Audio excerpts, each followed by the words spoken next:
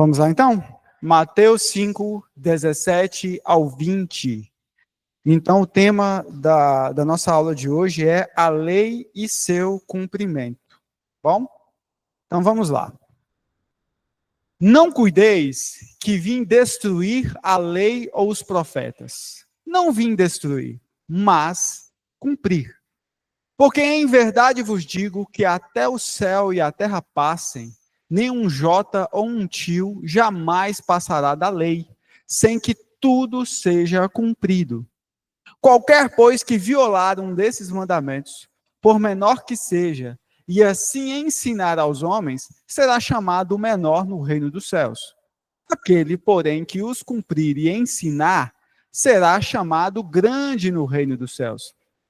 Porque vos digo que se a vossa justiça não exceder a dos escribas e fariseus, de modo nenhum entrareis no reino de Deus.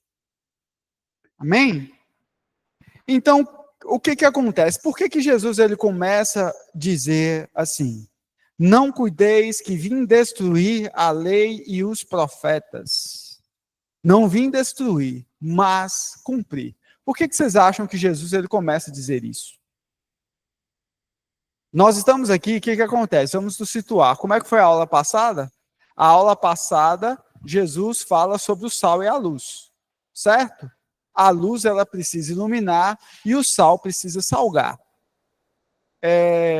A irmã Silvia foi muito feliz na aula dela, queria até parabenizar pela exposição da aula, mas eu queria fazer um parêntese aqui dos nossos acontecimentos dos dias de hoje. Na semana retrasada, um americano ele foi assassinado por expor a palavra de Deus. A mídia chama ele de ativista político, a mídia chama ele de extremista de direita, mas ele nada mais era do que um cristão que pregava a palavra de Deus. E ele era muito combatido pelo quê? Ele era muito combatido porque ele condenava o homossexualismo. Era a principal questão. Ele condenava o homossexualismo, que está muito mais aflorado nos Estados Unidos. Os Estados Unidos, os Estados Unidos hoje ele está num processo muito mais avançado de paralisia espiritual do que o Brasil. Então, todas essas questões pecaminosas estão muito mais avançadas, vamos assim dizer. E ele nada mais é do que um religioso que pregava a palavra de Deus nas universidades, né? Por que eu estou falando isso para vocês? Que uma onda de pessoas que gostaram da morte dele começou a aparecer em toda a internet. Uma série também de ameaças começaram também a surgir na internet em comparação com alguns políticos brasileiros. Mas por que eu estou contando essa história para vocês? Assim como o cristão ele precisa ser sal e luz, os filhos das trevas também vão espalhar a podridão deles. E às vezes nós ficamos muito assim, escandalizados, aflorados, mas as obras elas vão ser manifestas. Aquele que é de Deus, ele vai ser sal e vai ser luz. Aquele que é do diabo, ele vai também exalar as características, né, das pessoas que não possuem Deus no coração. Então, quando Jesus ele diz isso aqui, não cuideis que vim destruir a lei ou os profetas, não vim destruir, ele afirma uma segunda vez, mas cumprir. Era porque Jesus era acusado de mudar a lei. Jesus era acusado de não seguir a lei. Jesus tinha um embate, lembre vocês que Jesus ele tinha um embate com os fariseus, principalmente por causa do sábado, por causa de outras questões. E Jesus ele calava a boca dos fariseus, porque os fariseus eles eram os intérpretes da lei, mas eles começaram a, vamos assim dizer,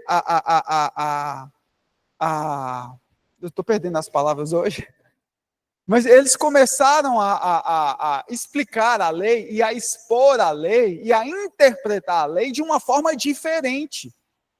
Uma forma muito diferente. E muitas vezes o quê? Ou quase todas as vezes, privilegiavam sempre os fariseus. Então os fariseus eram o quê? Era uma classe abastada, uma classe rica, uma classe que estava no poder. Então muitas pessoas que estão no poder, elas querem se manter no poder. Tudo aquilo que Jesus Cristo falava, eles achavam que Jesus, de uma certa forma, era um herege, alguma coisa nesse sentido. Jesus foi acusado de várias coisas pelos fariseus. Então, aqui está o sentido do porquê Jesus ele dá essa ênfase. Não cuideis que vim destruir a lei aos profetas. Não vim destruir, mas vim cumprir. Esse é o enredo que nós olhamos aqui, que é o enredo daquela época. Né? Jesus, e além desse significado, existem outros significados também. Por que Jesus ele fala que ele veio cumprir a lei? Ele não veio, esse verbo que está aqui, não é simplesmente que ele vai seguir o que está escrito, mas que ele realmente é a completude de toda a lei, mostrando que a Bíblia é uma revelação de um Deus que nos amou de tal maneira que se sacrificou por um povo pecador. Essa é a história da Bíblia. A Bíblia, a centralidade da Bíblia é Jesus. Em Gênesis 3, acho que 3:15, fala sobre Jesus. Então, então Jesus ele veio falar esse sentido amplo daquilo que estava acontecendo, daquilo que estava sendo acusado e também daquilo que ele veio fazer aqui na Terra. Vou pegar mais um gancho. Jesus ele é a completude da lei. Mas que lei é essa? Que lei é essa? O que vocês acham? A lei de Moisés. Mas o que é a lei de Moisés? Vocês não sabem? Alguém sabe aí qual que é a lei de Moisés? Ué, que está escrito lá no Êxodo, obrigada. Eu acho que é o jeito que Deus espera que seus filhos vivam. Tipo, o jeito que Deus criou para a gente viver, o ideal. Acertei? Não. Mas eu não queria ouvir isso, não. Claro que você queria, né?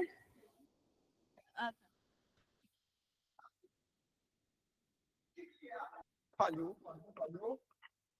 Som. O que é a lei de Moisés? Pergunta de prova. Se vocês são meus alunos, se vocês não responderem esses itens que eu quero, vocês estariam reprovados. O que é a lei de Moisés? Mas eu vou com você, que vocês estão errados. Vou convencê-los. Gente, eu errei aqui. Não, mas eu estou perguntando. Gente, vamos lá. Não vale. Não vale. Vale, pode falar. A lei é o conjunto de regras para o povo seguir. E quais são elas? Não matar, não... Os 10 mandamentos de Êxodo 20. 10 mandamentos de Êxodo 20. Isso. Calma. Isso é só 33% da resposta.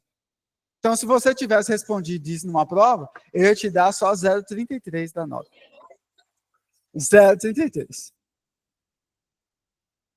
Então, já que vocês falaram nos 10 mandamentos, vamos abrir lá em Êxodo 20? Mas eu já vou falar para vocês. A lei de Moisés, ela é composta por 3...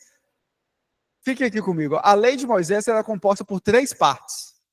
Eu tenho a lei dos 10 mandamentos, que é o quê? Uma lei moral. Eu tenho também a parte que é o quê? Uma lei judicial. E eu tenho também a parte que é a lei cerimonial. Então, eu tenho os 10 mandamentos, eu tenho a questão das cerimônias, que são as ofertas e os sacrifícios que eram feitos no templo, e eu tenho também o quê? Eu tenho a questão de como era ensinado, como as pessoas deveriam se comportar. Por exemplo, na questão da dívida, quando uma pessoa ia pagar uma dívida, aí tinha a questão do jubileu, a cada tantos anos, acho que 7 anos as dívidas eram pagas, escravos eram libertos e tudo mais. Então, eu tenho essa lei mosaica, ela não está simplesmente focada nos 10 mandamentos, ela é todo um conjunto que vai lá no Levítico, que vai lá no Êxodo, e vai no Deuteronômio, por aí vai. Ok? Então, vamos lá. Vamos então nos 10 mandamentos, lá em Êxodo 20. Quem já achou aí? Então o Senhor Deus deu ao povo todas essas palavras. Eu sou o Senhor, seu Deus, que o libertou da terra do Egito, onde você era escravo. Não tenha outros deuses além de mim. Não faça para si espécie alguma de ídolo ou imagem de qualquer coisa no céu, na terra ou no mar. Não se curve diante deles, nem os adore, pois eu, o Senhor, seu Deus, sou um Deus zeloso. Trago as consequências do pecado dos pais sobre os filhos até a terceira e a quarta geração dos que me rejeitam, mas demonstro amor por até 1000 gerações dos que me amam e obedecem a meus mandamentos. Não use o nome do Senhor, seu Deus, de forma indevida. O Senhor não deixará impune quem usar o nome dele de forma indevida. Lembre-se de guardar o sábado, fazendo dele um dia santo. Você tem 6 dias na semana para fazer os trabalhos habituais, mas o 7º dia é o sábado do Senhor, seu Deus. Nesse dia, ninguém em casa fará trabalho algum, nem você, nem seus filhos e filhas, nem seus servos e servas, nem seus animais, nem os estrangeiros que vivem entre vocês. O Senhor fez os céus, a terra, o mar e tudo o que há em 6 dias. No 7º dia, porém, descansou. Por isso, o Senhor abençoou o sábado e fez dele um dia santo. Honre seu pai e sua mãe, assim você terá vida longa e plena na terra, que o Senhor, seu Deus, lhe dá. Não mate, não cometas adultério, não roube, não dê falso testemunho contra o seu próximo. Não cobice a casa do seu próximo, não cobice a mulher dele, nem seus servos ou servas, nem seu boi ou jumento, nem qualquer outra coisa que lhe pertença. Pronto. Então, do versículo 3 ao versículo 17, esses aí são os 10 mandamentos. Né? Esses são os 10 mandamentos.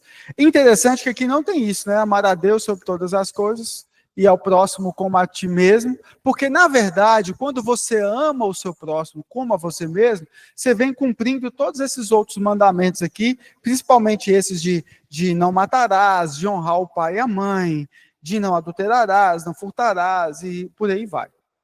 Né? Então, aqui é isso que Jesus está dizendo, né? É isso que Jesus está dizendo. Não cuideis que vim destruir a lei e os profetas, não vim destruir, mas vim o quê? Vim cumprir a lei.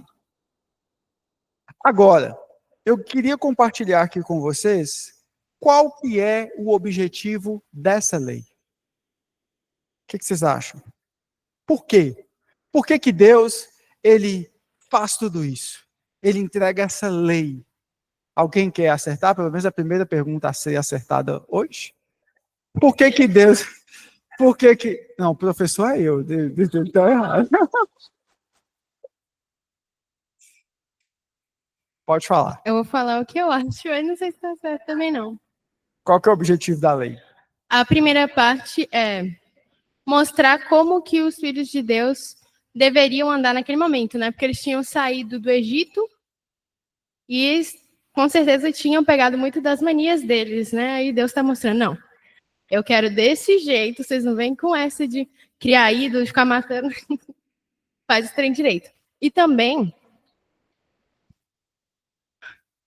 pelo que eu já ouvi também, a lei, ela é propositalmente difícil de seguir, porque a gente não é para ela ser seguida com a nossa força, né? Precisa Jesus vir aqui e mostrar como é que se segue a lei na plenitude, porque nós, seres humanos caídos, nunca conseguiríamos, e agora com o Espírito Santo, para nós conseguirmos seguir ela de verdade, ou pelo menos tentar.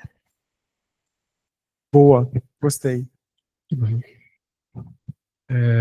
Então, assim, a lei expressa quem é Deus, né? Então, vou só tentar completar, não vou repetir as coisas que a Agatha falou. E também, como que as pessoas, né, o povo de Deus deveria se esforçar para viver, porque Deus ia morar no meio deles. E a presença de Deus, apesar de ser algo maravilhoso, é algo perigoso. Né? Logo depois, estavam os trovões, as pessoas não tiveram coragem de subir na montanha. Né? As pessoas cometiam alguns pecados e, por causa da santidade da presença de Deus, morriam na hora. Então, o povo estava se preparando também para morar junto com Deus ali. né, que Deus vivia ali naquela, como a representação da coluna de fogo, coluna de nuvens. Então tem isso também, né? Pensando no contexto daquelas pessoas da época, né? Eles iam morar do lado de Deus, e não é perigoso, porque a santidade de Deus é algo espetacular, né? Algo... Como a Agatha mencionou, esse conjunto de regras, né, da lei, e do povo, né, que tinha pegado muita mania do Egito, né, eles precisavam andar, né, segundo aquilo que Deus queria para eles. E então por isso ele coloca aquelas regras para que essas pessoas começam a seguir, para que elas venham, né, fazer tudo conforme a vontade do Senhor. Como o Diego também mencionou, né, um Deus santo que estaria habitando no meio do povo. Né? E quando a gente pensa nesse propósito dessa lei, desse conjunto, era exatamente pelo fato de Deus amar esse povo de uma maneira muito espetacular, que ele queria que esse povo, né, eliminasse as quizilas do Egito para viver segundo a vontade dele. Então, esse conjunto era para que eles pudessem fazer tudo como Deus queria que fosse feito. Né? Mesmo sabendo que eles não daria conta, mas estaria ensinando, acompanhando, andando com eles, para que eles pudessem fazer. E é exatamente isso que Jesus veio, cumprir essa lei. Né? Deus já tinha aquele propósito, aconteceu, né, os segmentos para que eles pudessem fazer, e ele, lá em Gênesis 3,15, ele disse, eu vou mandar o Salvador, que era Jesus. Então, já estava tendo essa indicação de que Jesus iria vir. Então, apesar de ter a lei de Moisés, né, de Moisés estar lá com aquelas tábuas para poder, esse conjunto de regras para as pessoas, Deus já tinha o propósito que era mandar Jesus. Né? E quando Jesus vem para cumprir a lei, para nos ensinar de uma forma muito específica como ter Jesus conosco, ele vem e ele cumpre todos os quesitos da lei, e aí é que vem essa primeira parte, né, que a lei mencionou, amarás a Deus acima de todas as coisas, porque a partir do momento que a gente ama Deus e tem Deus morando dentro de nós, a gente cumpre todas as outras coisas. As outras coisas serão cumpridas, porque se você amar Jesus, fazer tudo conforme, né, ele quer que a gente faz, que é o básico do básico, que é amar e entregar para ele, a gente vai conseguir fazer as outras coisas.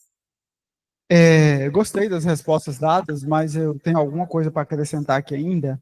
O objetivo da lei. Qual que é o objetivo da lei? O objetivo da lei, além de tudo isso que foi dito aqui, era revelar o caráter de Deus a Israel. Separar a nação de Israel como distinta. É muito importante a gente entender isso aqui. A nação de Israel era separada como distinta. E Deus mostra muito isso na hora que Moisés ele sai, chega lá para conquistar Canaã, né? E também revelar a pecaminosidade do homem, como a Agatha falou. O homem ele não consegue cumprir aquilo que está escrito. Né? Então a lei ela veio com todas essas questões, né? A lei moral, cerimonial e tudo mais, e a judicial, nesse intuito, né? De revelar o caráter de Deus a Israel e separar esse povo, né, para Deus. Como o Diego muito lembrou, né, que esse pessoal, Deus morava no meio desse povo, né? E aí, como nós falamos, quando Jesus ele fala que ele não veio abolir, mas ele veio cumprir, ele veio selar, na verdade, ele veio trazer a grande revelação, porque Jesus é o cumprimento da lei, em todos os sentidos. Por quê? Porque a Bíblia, além de falar de Jesus Cristo na cruz, ele cumpre toda a lei. É aí que é o milagre da salvação, da graça divina. Esse é o milagre da salvação, da graça divina, que muitas pessoas não entendem. Às vezes, as pessoas só ficam assim, vou aceitar Jesus como meu Salvador, né? Vamos adorar Jesus, mas adorar Jesus por quê? O que é isso? Por isso que muitas pessoas não entendem e começam a falar as coisas mais estranhas possíveis. Mas como é que um homem ressuscita? Isso é mentira. Né? Então, por isso que as pessoas que não creem, as pessoas que não receberam a revelação da palavra, e muitas, elas ficam muito aquém do entendimento. E também muitas pessoas dentro da igreja não entendem por que Jesus, por que Jesus, por que Jesus. Porque Jesus ele veio cumprir tudo aquilo que Deus quis que ele cumprisse. A nossa salvação, e não só ele veio nos salvar, ele veio fazer por nós. E aí entra uma série de questões. E Jesus, quando ele começa a explicar a lei ela está num nível tão elevado de entendimento que os fariseus eles não compreendem. Eles começam a falar que Jesus era um herege. Porque Jesus ele eleva um nível, ele põe uma questão muito importante na lei, ele põe um peso muito importante. E esse peso, sabe qual que é? A intencionalidade do coração. As pessoas elas não entendiam a lei. Elas cumpriam ali como se... esses dias eu ouvi dizer que tinham monges, copistas, escribas, né, que eles iam escrevendo a lei, porque a Bíblia, ela tem muitas cópias da Bíblia para poder manter a tradução. Então tinha monges que não sabiam escrever não, eles só sabiam fazer os tracinhos. Quem estuda japonês sabe muito disso, porque tem o aprender a falar o idioma japonês e tem o aprender a escrever em japonês. Então, quem sabe escrever japonês, muitas vezes não sabe falar japonês. São dois processos de aprendizagem diferentes. Então, existiam monges copistas que eles só sabiam desenhar ali o hebraico para perpetuar a palavra. E por que eu estou falando isso? Porque os fariseus também eram assim. Eles reproduziam aquilo que estava escrito, mas não traziam para o coração. Eles não entendiam. E a lei, cada palavra tem um significado. Na lei, por exemplo, está escrito olho por olho, dente por dente. Por que a palavra de Deus diz isso? Por que a palavra... Todos nós vamos pensar, não, se ele me bateu, eu vou ter que bater nele também. Eu vou pagar. Mas por que a palavra de Deus ela fez isso? Por que ele escreveu olho por olho, dente por dente? É querendo que os irmãos se revidassem? Não. Porque naquela época as pessoas eram assim. Diego roubava R$10 de mim, eu ia lá, roubava 30. Ele roubou 10, então vou roubar 30 dele. Então a lei veio pôr o freio na ganância da pessoa. Matou um parente meu, vou lá matar 2 dele. Não. Então, veio colocar um freio na ganância da pessoa para que a pessoa ela não exceda na pena a ser aplicada contra o seu inimigo. E as pessoas não entendiam isso, elas levavam o quê? Elas levavam da forma como elas queriam viver. E por aí os fariseus foram o quê? Deturpando a lei e foram acrescentando. A gente já tinha essas 3 modalidades da lei e eles ainda foram inventando coisas a mais. Uma coisa muito clássica era o ritual de lavagem das mãos antes de comer. Isso não está na lei. Tanto que Jesus ele foi criticado porque ele não lavou as mãos. Aí que Jesus fala a célebre frase, pior é o que sai da boca do que o que entra. Então, quando Jesus ele traz toda essa correção, ele eleva o nível para o quê? Para a intencionalidade do coração. Assim como ele fala do adultério. Ouvistes, não adulterarás, mas se olhar para a mulher com um sentimento impuro, já é adultério. Por que Jesus falou isso? Porque antes os homens olhavam para as mulheres como se fossem objetos. E era assim, era um problema social muito grande. Porque os homens casavam com a mulher. A mulher ela não trabalhava, o homem que tinha que ser o provedor dela. E os homens se abusavam disso. Eles usavam lá a questão da carta de divórcio. Então, deu a carta de divórcio, colocava a mulher na rua de amargura. Muitas mulheres viravam mendigas e prostitutas porque os maridos largavam e pegava outra. E por aí vai. E por aí vai. Né? Então, quando Jesus ele fala essa questão, olhar com olhar impuro, porque os homens olhavam as mulheres de forma desprezível, como se elas fossem apenas um objeto para prazeres sexuais. Então, Jesus ele eleva, na verdade, ele veio explicar para nós. Ele veio explicar para nós o verdadeiro sentido da lei. E tudo tem uma justificativa. Quando nós começamos, aí quando Jesus ele fala amar a Deus sobre todas as coisas, quando pergunta qual que é a lei de Moisés, porque já estavam desconfiados, Jesus não segue a lei. Aí Jesus fala amar a Deus sobre todas as coisas e ao próximo como a ti mesmo, porque com esses 2 mandamentos você vai cumprir todos os outros. E quando ele coloca, ele termina como a ti mesmo, ele traz essa reflexão do coração. Traz essa reflexão do como eu estou amando, o que eu estou fazendo, porque naquela época era tudo desvirtuado. Assim como nos dias de hoje, as pessoas vivem como quer. As pessoas viviam como queriam, e hoje as pessoas vivem conforme as suas vontades também. Gente, então, pegando esse gancho aqui, que Jesus ele veio cumprir a lei, então essa palavra de Deus, ela nos fala que a palavra ela está cumprida, a lei ela está selada, cumprida ali na revelação dos 66 livros da Bíblia. Ela está fechada, ela está lacrada, pastora Lindy. Aí, de repente, aparece uma mulher que chama Ellen White e fala que ela recebeu uma revelação, e as pessoas falam que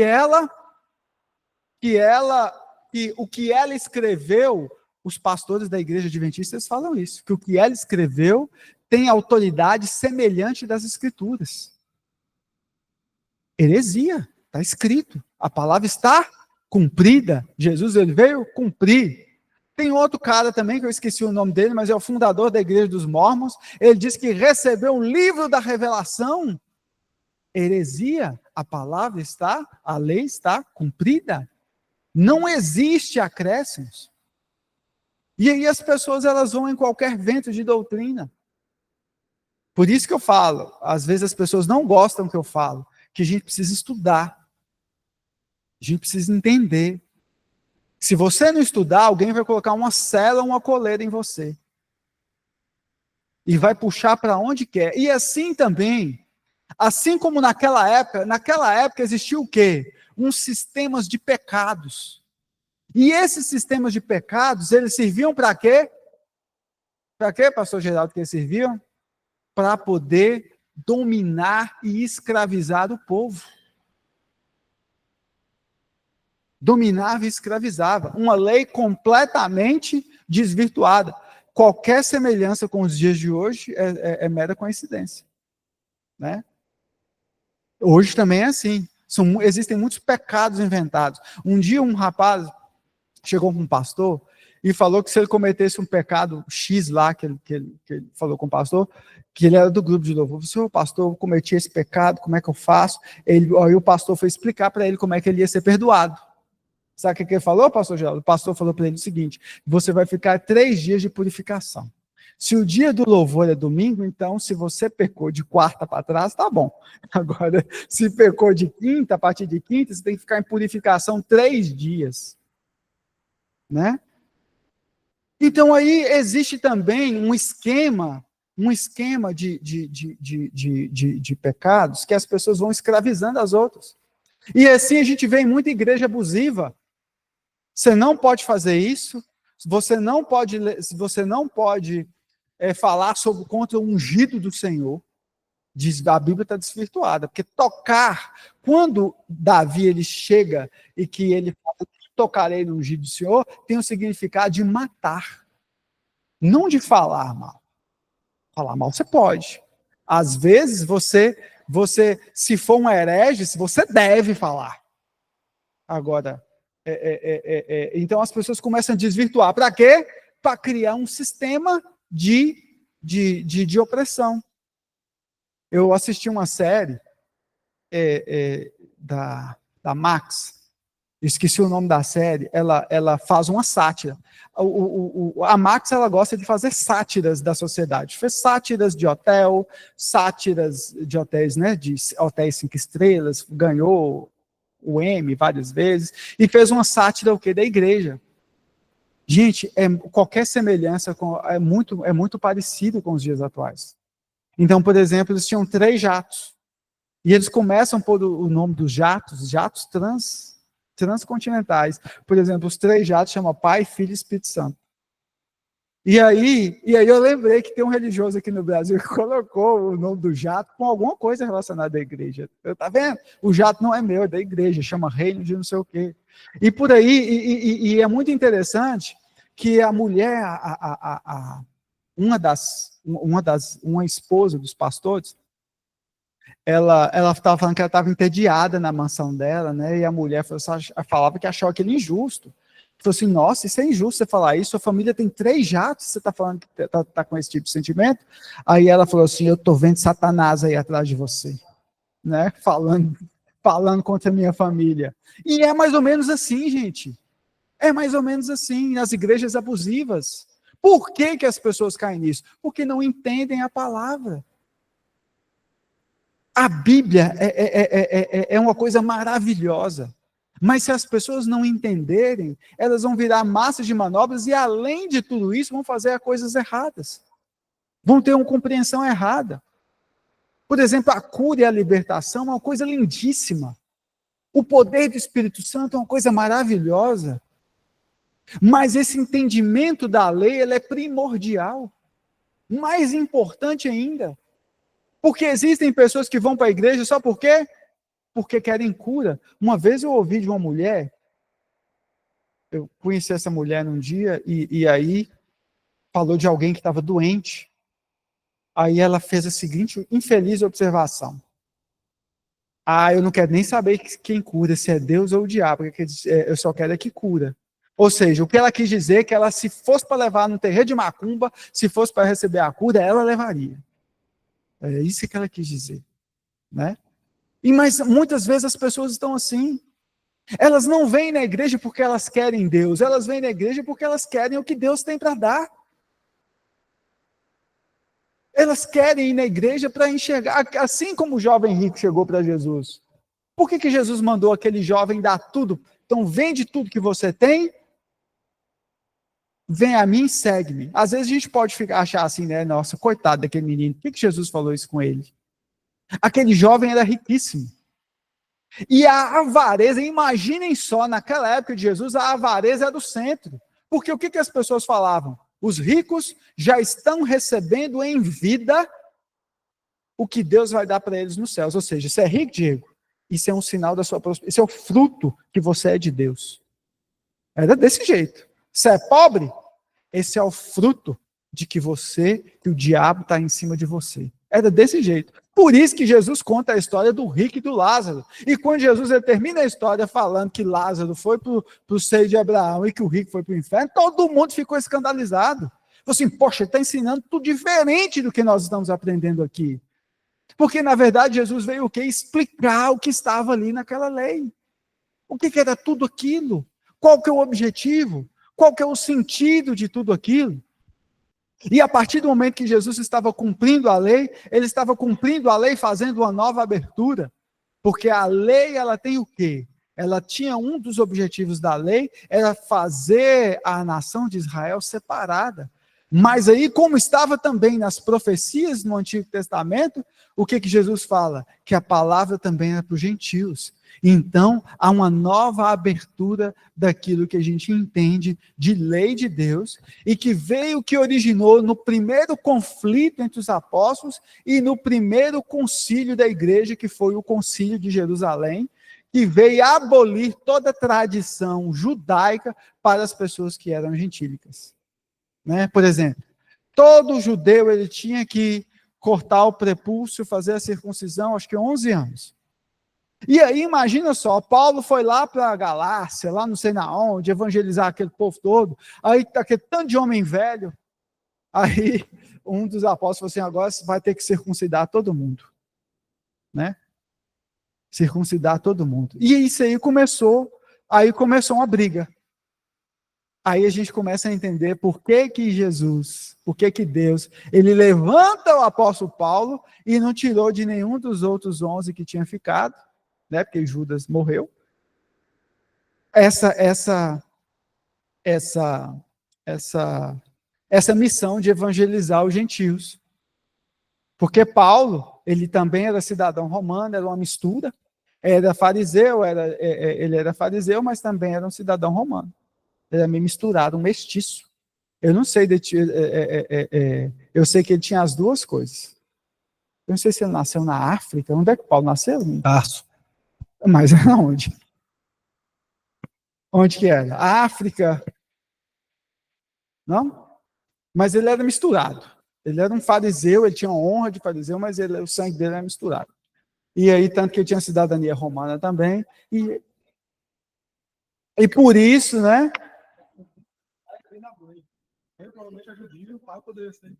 E por isso, Jesus ele traz esse apóstolo para poder evangelizar a Turquia. Tá vendo? E aí ele traz, né, esse tempero diferente para poder levar o evangelho para o mundo. Você quer falar alguma coisa, Diego? Assim, só para, de certa forma, resumir, talvez uma palavra que está me vindo, está me remetendo aqui a tudo que você está falando, desde o começo lá do exemplo que você deu do pastor, falando com a pessoa do louvor e tudo, né? A gente vê uma questão que, conforme a gente absorve a lei, da forma como a gente absorve ou quer viver a lei de Deus, a gente pode escolher um caminho de hipocrisia, né? O caminho do legalismo, que é um caminho de hipocrisia, né? Que aí, na verdade, é um caminho onde eu vou fazer algumas coisas para que Deus faça para mim. Então, eu começo a barganhar com Deus. Então, eu começo a ser igual um rapaz, 3 dias, se você fizer esse pecado até 3 dias, não tem problema, você subiu no altar.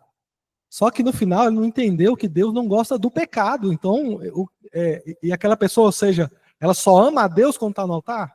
Então, vê-se claro um comportamento hipócrita, né? Que, na verdade, foi o que Jesus mais combateu ali, né? Jesus não combateu a lei, ele combateu a hipocrisia daqueles que queriam viver uma lei de forma legalista, né? Então, claro, nós temos que entender que é algo que é muito fácil da gente cair. Muita gente vem para a igreja, igual você falou, para buscar bênçãos. Eu quero a minha bênção, eu quero fazer isso, aí eu começo a fazer ofertas de sacrifício, eu começo a fazer sacrifício não sei lá o quê, para alcançar algo de Deus. Então eu vou fazer um monte de coisa e agora Deus é obrigado a fazer para mim o que eu estou fazendo. Então, na verdade, nós estamos tratando Deus igualzinho um cara tá tratando preto velho no terreiro. Eu vou trazer a garrafa de cachaça, vou fazer uma farofa, vou fazer não sei o quê, e aí preto velho vai fazer isso para mim aqui. A pomba gira, sei lá o quê, vai fazer não sei o quê.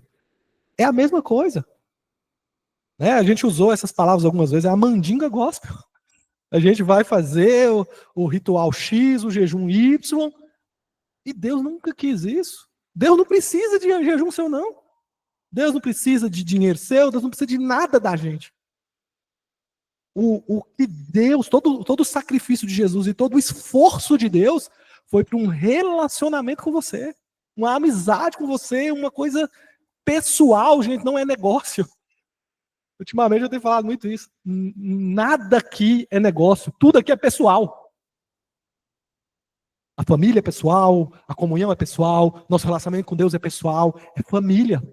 E a gente, porque às vezes é mais fácil, né? É muito mais fácil eu ir lá e terceirizar as coisas, né? É mais barato. Às vezes eu não gosto de fazer uma coisa, eu pago, o outro faz. Então eu não gosto de ler a Bíblia, então eu vou pagar o meu dízimo aqui para o pastor estudar a Bíblia e me passar as chaves da vitória. Então eu não preciso ler a Bíblia, entendeu? E se eu não gostar dessa música do louvor aqui, eu vou caçar uma outra igreja que vai receber o meu dízimo, e aí eu vou estar com tudo do jeito que eu quero. Entendeu? Virou um fast food de igreja. As pessoas vão para onde elas querem, porque tem igreja hoje de tudo quanto é jeito. O evangelho foi exatamente facilitado, personalizado. Né? O Itaú é Itaú Personalité. Então, essa é a igreja personalité, onde ela vai ter todos os seus jeitos, porque a igreja dos ricos só tem rico. Entendeu? O outro que não tem grana vai ficar naquela igreja, nem se sente bem ali. Entendeu? Por quê? Não é igreja do mesmo jeito. Não tem Deus do mesmo jeito, porque Deus não ama o pobre, não ama o rico, por que eles não podem ficar juntos? E entre outras coisas, então, resumindo tudo essa coisa que eu falei, a gente, e que é prático, a gente pode estar caindo numa religiosidade hipócrita, e a gente tem que tomar muito cuidado com isso. Porque no final dessa religiosidade hipócrita, você não vai ver Deus. Você vai ver outra coisa, né? Você vai encontrar com o juiz. Você não vai encontrar com o pai. É isso mesmo. Então, a revelação de Jesus, ela está em toda a Bíblia. Então, quando Jesus também ele fala que ele veio cumprir, ele fala que, na verdade, da centralidade que é o tema Jesus também na Bíblia. E uma coisa que eu achei muito interessante é o Salmo 22. Eu queria que vocês abrissem aí no Salmo 22 para a gente ler o Salmo 22. Vamos lá. Olha para você ver que interessante. Salmo 22. Deus meu, por que me desamparaste? Por que está longe de dar-me livramento, longe das palavras do meu clamor? Meu Deus, eu clamo de dia, mas tu não me ouves, também de noite, mas não encontro sossego. Contudo, tu és santo, entronizado sobre os louvores de Israel. Nossos pais confiaram em ti, confiaram e tu os livraste. Clamaram a ti e foram salvos, confiaram em ti e não se decepcionaram. Mas eu sou um verme e não um homem, alvo de zombaria dos homens e desprezado pelo povo. Todos os que me veem zombam de mim, mexem os lábios e balançam a cabeça, dizendo: ele confiou no Senhor, e ele o livre e o salve, pois ele quer o seu bem. Mas foste tu quem me tirou do ventre e me sustentou quando eu ainda estava nos seios de minha mãe. A ti fui entregue desde o meu nascimento. Tu és o meu Deus desde o ventre de minha mãe. Não te distancies de mim, pois a angústia está perto. Ninguém pode me acudir. Muitos touros me cercam, fortes touros de Baçã me rodeiam. Abrem a boca contra mim, como um leão que despedaça e ruge. Como água me derramei, e todos os meus ossos se deslocaram. Meu coração é como cera, derreteu dentro de mim. Minha força secou como um caco de barro, e a língua grudou-se no céu da boca. Tu me lançaste no pó da morte. Pois cães me rodeiam, um bando de malfeitores me cerca, perfuraram-me as mãos e os pés. Posso contar todos os meus ossos. Eles me olham, ficam a me observar, repartem entre si minhas roupas e tiram sorte sobre a minha túnica. Mas tu, Senhor, não te distancies de mim. Minha força, apressa-te em socorrer-me. Livra-me da espada e a minha vida do poder dos cães. Salva-me da boca do leão. Sim, livra-me dos chifres do boi selvagem. Então anunciarei teu nome aos meus irmãos. Eu te louvarei no meio da assembleia. Vós que temeis o Senhor, louvai-o. Todos vós, filhos de Jacó, glorificai-o. Temei-o de todos vós, descendência de Israel. Porque não desprezou nem rejeitou a aflição do aflito, nem dele escondeu o rosto. Pelo contrário, ouviu-o quando clamou. O meu louvor na grande assembleia vem de ti. Cumprirei meus votos na presença dos que o temem. Os humildes comerão e ficarão satisfeitos, e os que buscam o Senhor o louvarão. Que o vosso coração viva eternamente. Todos os confins da terra se lembrarão e se converterão ao Senhor, e todas as famílias das nações se prostrarão diante dele, porque o reino é do Senhor. É ele quem governa as nações. Todos os poderosos da terra comerão e adorarão, e todos os que descem ao pó se prostrarão perante ele, os que não podem preservar a vida. A posteridade o servirá. A geração futura ouvirá falar do Senhor. Chegarão e anunciarão a sua justiça. Contarão o que ele fez a um povo que ainda surgirá. E aí?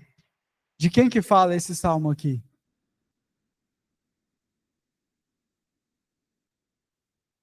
Então, na verdade, imagine só que profundidade, né? Já começa com a mesma fala de Jesus na cruz. Deus meu, por que me desamparaste? Na verdade, esse salmo aqui é a revelação que Davi ele teve e escreveu aqui sobre Jesus. Fala aqui sobre os ossos deslocados, fala aqui sobre a secura na boca, fala aqui sobre a posteridade das gerações que ouvirão falar do que Jesus fez. Então, na verdade, quando você pega isso aqui e você vê a profundidade de tudo que está escrito aqui, você vê a grande centralidade que é Jesus na Bíblia. A Bíblia, ela tem um tema central, Jesus. Outra coisa para compartilhar aqui, vocês querem comentar alguma coisa sobre esse versículo? Muitas pessoas pensam que é Davi, né? Davi e tudo mais. Davi escreveu mais sobre Jesus. Querem falar alguma coisa? Então vamos lá para Isaías 53. Quem creu em nossa pregação e a quem foi revelado o braço do Senhor? Porque foi subindo como um renovo diante dele, como raiz de uma terra seca. Não tinha boa aparência nem formosura, olhamos para ele, mas não havia nenhuma beleza que nos agradasse. Era desprezado e o mais rejeitado entre os homens, homem de dores e que sabe o que é padecer. E como um de quem os homens escondem o rosto, era desprezado, e dele não fizemos caso. Certamente, ele tomou sobre si as nossas enfermidades e as nossas dores levou sobre si. E nós o considerávamos como aflito, ferido de Deus e oprimido. Mas ele foi traspassado por causa das nossas transgressões e esmagado por causa das nossas iniquidades. O castigo que nos traz a paz estava sobre ele. E pelas suas feridas fomos sarados. Todos nós andávamos desgarrados como ovelhas, cada um se desviava pelo seu próprio caminho, mas o Senhor fez cair sobre ele a iniquidade de todos nós. Ele foi oprimido e humilhado, mas não abriu a boca. Como cordeiro foi levado ao matadouro, e como ovelha muda diante dos seus tosqueadores, ele não abriu a boca. Versículo 8. Pela opressão e pelo juízo, ele foi levado, e de sua linhagem, quem se preocupou com ela? Porque ele foi cortado da terra dos viventes, foi ferido por causa da transgressão do meu povo. Designaram-lhe a sepultura com os ímpios, mas com o rico esteve na sua morte, embora não tivesse feito injustiça, e nem engano fosse encontrado em sua boca. Todavia, ao Senhor agradou esmagá-lo, fazendo-o sofrer. Quando ele der a sua alma como oferta pelo pecado, verá a sua posteridade e prolongará os seus dias. E a vontade do Senhor prosperará nas suas mãos. Ele verá o fruto do trabalho de sua alma e ficará satisfeito. O meu servo, o justo, com o seu conhecimento justificará a muitos, porque as iniquidades deles levará sobre si. Por isso, eu lhes darei a sua parte com os grandes, e com os poderosos ele repartirá o despojo, pois derramou a sua alma na morte e foi contado com os transgressores. Contudo, levou sobre si o pecado de muitos e pelos transgressores intercedeu. Quem que está falando aí? Vou ler aqui rapidinho Gênesis 3:15, que diz assim, né, Jesus falando para a serpente: porém inimizade entre ti e a mulher, entre a tua descendência e a descendência dela. Esta te ferirá a cabeça e tu lhe ferirás o calcanhar. Também de quem está falando aqui? Então a gente tem uma centralidade. Então, quando a gente vê aqui, né, fazendo esse paralelo entre Jesus e a lei, aqui em Lucas 24, os versículos 44 a 48, diz assim: e disse-lhes: são essas as palavras que vos disse ainda convosco, que convinha que se cumprisse tudo que de mim estava escrito na lei de Moisés e nos profetas e nos salmos. Então abriu-lhes o entendimento para compreenderem as Escrituras.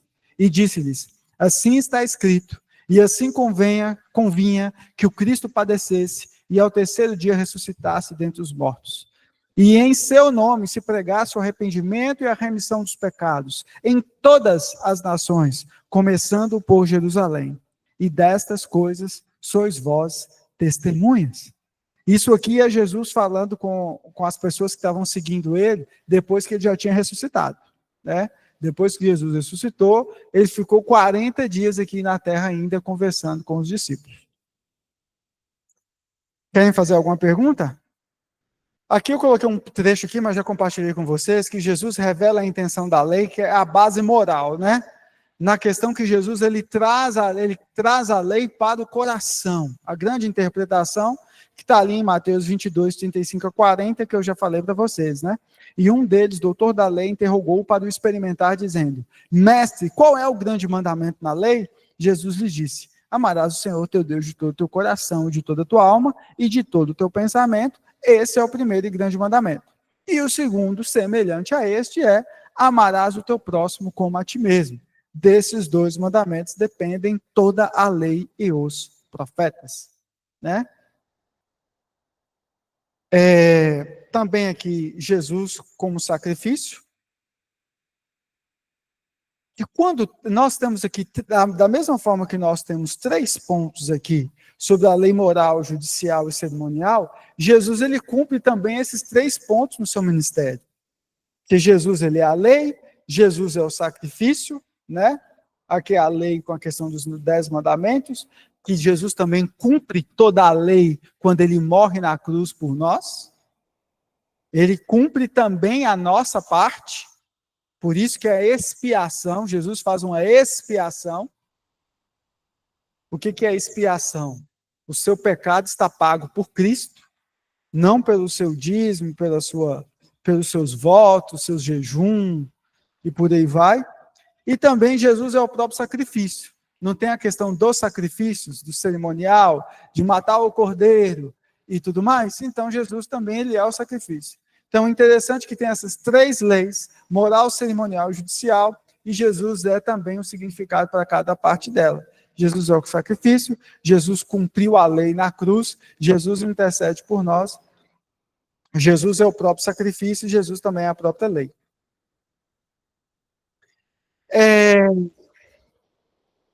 Já passando aqui, vamos para agora, qual versículo que é esse aqui? Deixa eu ver onde é que está aqui. Quando Jesus fala aqui, ó, porque em verdade vos digo, que até que o céu e a terra passem, nenhum jota ou um tio passará da lei sem que tudo seja cumprido. Quando fala aqui até que o céu e a terra passem, quer dizer sobre a nossa vida aqui na terra. Que veio Adão caiu, pecou. Aí tem toda a saga, Jesus veio, morreu. Foi para o céu, e Jesus vai voltar e vai destruir tudo aqui, nós vamos morar para o céu. Porque até esse Jesus voltar, é esse tempo aqui, até que o céu e a terra passem. Nem um jota, um tio jamais passará da lei, sem que tudo seja cumprido. O que é esse jota, esse tio aqui? São palavras pequenas, ou seja, nada vai ser alterado do mínimo possível. Nem o mínimo vai ser alterado, né? Sem que tudo seja cumprido. E foi cumprido em quem? Em Cristo. Tanto que tudo terminará quando Jesus voltar para buscar o quê? A sua igreja. Versículo 19. Qualquer, pois, que violar um desses mandamentos, por menor que seja, e ensinar aos homens, será chamado menor no reino dos céus. Aquele, porém, que os cumprir e ensinar, será chamado grande no reino dos céus. Como é que esse homem vai cumprir esses mandamentos? Através de Jesus e também o quê? Observando o quê? A intencionalidade do seu coração, que é isso que Jesus ele quer. Ele quer que você comece a avaliar aquilo que você está fazendo. Qual que é a intenção? Né? Quando você vai perdoar um inimigo, eu li um livro essa semana muito bom sobre perdão, e o livro ele fala assim, quando sempre uma pessoa nos ofender, a gente tem que entender que ela nos ofendeu por causa do mal que opera nela. E esse mesmo mal opera em nós também. E esse mesmo mal opera em nós também. E a gente precisa entender isso. A gente precisa entender. Quanto mais nós somos de Deus, mais nós vamos querer o quê? Sermos o quê? Pacificadores. Independente de temperamento, gente. Ah, eu sou, como é que fala? Colérico. Diego fala uma coisa comigo, eu vou puxar o revólver e dar um tiro nele. Uai. Jesus não, Deus falou com Caim. O mal que existe em você, cumpra-te dominá-lo. Você tem que dominar, que Jesus já sabia, Deus já sabia que ele queria matar Abel. Ele estava com inveja, né? Deus ele já sabia que ele queria fazer. Mas o que Deus falou? Cumpra-te dominar. Então, e o que é o domínio próprio, gente? Um dos frutos do Espírito Santo. Então, vocês estão entendendo como é que tudo vai amarrando e vai trazendo o quê? Qual que é a intencionalidade do meu coração? Eu sei que coisas terríveis vão acontecer com vocês. Mas também nós fazemos coisas terríveis com Deus. E nós precisamos entender isso. Que existe um mal que opera, nós ainda somos carne.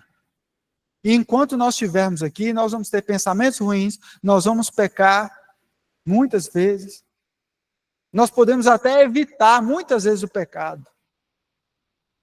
Né? Uma vez,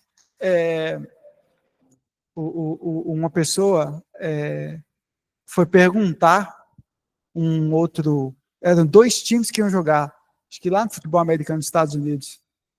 E aí o cara foi entrevistar o técnico. Poxa, como é que você está sentindo? O time adversário já tem 20 partidas invictas. Aí o técnico sabiamente respondeu assim: quanto mais vitórias invictas eles tiverem, mais próximo eles estão do fim. Ou seja, eles vão perder uma hora. E assim também é a gente.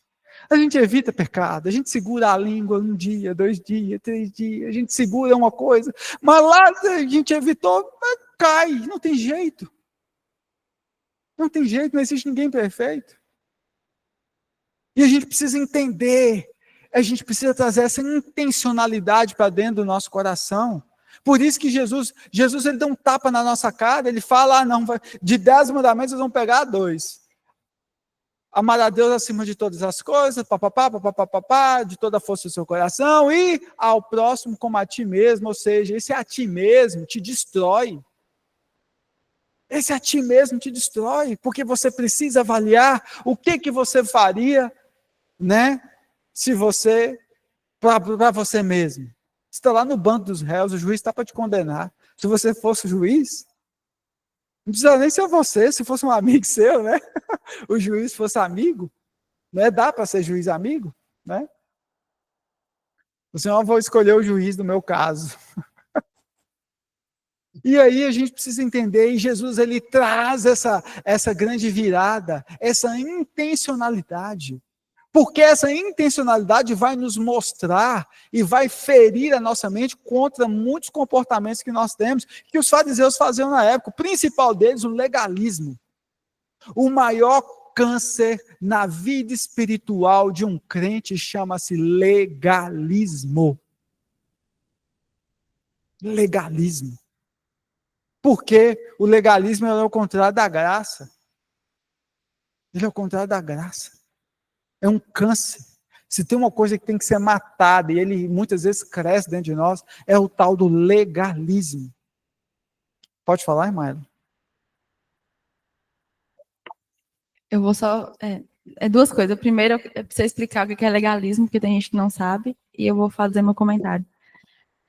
Dessa importância de realmente se ancorar em Cristo, porque aqui está falando que quem desobedecer ao menor desses mandamentos e ensinar outras pessoas a fazerem isso, será considerado o menor no reino dos céus. E a gente sabe que a gente não é capaz de cumprir sozinho todos esses mandamentos. Então, é como se Jesus estivesse falando, já que você desobedece, você vai ser considerado o menor no reino dos céus. Então, realmente reforçando essa questão de que a gente não consegue, né, sozinho, E o que está me pegando mais aqui é essa parte do ensinar os outros a fazer o mesmo, porque o quanto de que a gente vê, sempre teve, né, mas hoje acho que está mais escancarado por conta da internet, dessas pessoas vivendo no legalismo e ensinando as outras pessoas a fazerem isso, pastores de igreja, ensinando as pessoas a viverem pelos seus próprios méritos, e isso vai levar essas pessoas a serem consideradas o menor também no reino dos céus. Então, tipo, é uma questão própria, mas também uma questão de testemunho que a gente dá para o outro, porque se eu sou considerado cristão e as pessoas estão olhando para mim, elas estão me tendo como parâmetro de como viver. E se eu estou o tempo todo reforçando que eu preciso viver com as minhas próprias forças e ensinando as outras pessoas a fazerem isso, eu estou sendo pedra de tropeço para os outros. Então, nós como cristãos, eu acho que principalmente para líderes, né, quem está ensinando, isso é uma coisa que a gente tem que ficar muito atento. O que eu estou ensinando é graça ou eu estou ensinando as pessoas a viverem pelos seus próprios esforços? Você falou uma coisa muito interessante, que você pega o herege, às vezes um pastor que tem 50 anos, e ele começa a falar bobagem, você pode desconfiar. Começa a ensinar coisas erradas, você pode saber. Que muitas vezes é intencional. Então, você pode saber que ele está longe da interpretação correta. Né? E aí a gente conhece vários. Esses dias eu vi um pastor velho, o homem está caindo os dentes, e aí ele foi chamar a igreja dele para receber o poder do Espírito Santo. Aí ele fala assim, e nós não vamos ficar orando não, nós vamos buscar. Nós vamos buscar. Esse negócio de ficar cantando corinho, e o que a Bíblia diz? Que nós devemos buscar com salmos e hinos. Você pode saber. Vocês precisam encontrar o herege. Aí tem outro que fala, o outro herege, né, que fala que a história de, como é que chama? Eu tenho pavor dessa história, de Ananias e Safira, é mentira, foi aquilo que a Bíblia colocou ali para os crentes ficarem com medo. Gente, então é muito importante a gente pegar essas falas, essas aberrações bíblicas, que não é possível uma pessoa que tem 50 anos de pastor, ele dá uma errada dessa. E a errada é muito feia. Às vezes a gente erra mesmo, né? A gente erra, fala, mas errar desse jeito é uma coisa muito grande. Então você pode saber que está escrito ali na testa dele, herege. O que é um herege? Aquele que ensina coisas diferentes da Bíblia. Deixa eu só explicar o que é legalismo. Eu vou explicar na próxima aula, mas eu achei interessante aqui. Já acabou, viu? É 10h05, Diego. Você não pode perguntar nada mais, não. Tô brincando, pode. Só falar aqui sobre legalismo. Eu achei interessante aqui, ó. O Google pegou uma coisa geral aqui, ó. Império da lei. Amor e fidelidade à legalidade. Adesão ou conformidade estrita ou literal a uma lei ou código de leis.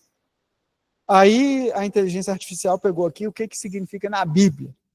O legalismo é a atitude de confiar nas observâncias de regras e leis, sejam elas divinas ou humanas, para alcançar a salvação e a justificação diante de Deus, em vez de depender da fé em Cristo e da graça. O interessante aqui é que coloca aqui, ó, sejam elas divinas ou humanas, porque tem gente que acha que não precisa crer em Jesus para ser salvo, não. Tem gente que acha que se ele é bom, você paga as dívidas dele, que ele não maltrata ninguém, então ele vai para o céu. Vocês já viram isso? Tem gente que é assim, ó, eu sou bom, não roubo ninguém, não faço mal contra ninguém, eu vou para o céu. O que você quer perguntar, amigo? Na verdade, sim. Coloquei um versículo aqui que fala, que mostra também essa questão da interior, né? Que já era desde o começo. E, claro, depois, não sei se nessa aula na próxima, eu queria que você falasse um pouquinho sobre uma coisa que para alguns é óbvia, mas eu acho que é meio que é um estilo de pensamento que é muito comum, que Deus é diferente do Antigo Testamento, do Novo Testamento, que há uma diferença, Deus mudou de alguma forma. E eu acho que é importante a gente deixar isso claro, né? Deus é o mesmo. Tinha juízo no Antigo? Tem juízo no Novo. Tinha graça no Antigo? Tem gente que acha que não, era o tempo da lei, não tinha graça. Tinha graça sim no Antigo, muita graça. E tem graça agora. Então nós estamos vivendo, não é dois deuses. né? É o mesmo Deus. Aí eu queria que você reforçasse isso. E Davi vai falar sobre isso com uma pessoa que não era bem sincera. Ele fala aqui, ó, não te deleitas de sacrifício, nem te agrada de holocausto, senão eu os traria. Então, um homem que viveu naquela época, onde Levítico está falando, traz o sacrifício, traz o negócio para matar. E ele fala, o senhor não gosta disso.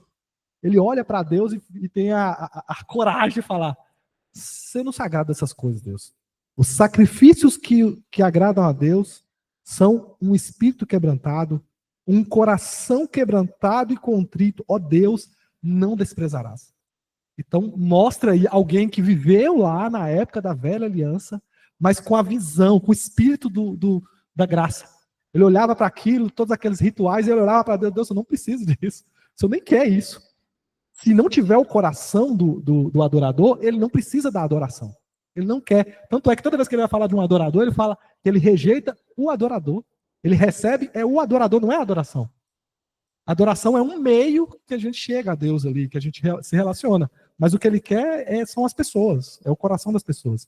E aqui a gente vê Davi, né, que já foi muito citado aí, vivendo isso, essa sinceridade. Na própria questão de Betseba mesmo, ele tinha que ter sido apedrejado, ele não foi. Mais uma graça. Mas essa questão, né? É o mesmo Deus que eu acho que eu vejo que é uma forma de. Muita gente pensa assim. Deus é diferente do antigo e do novo.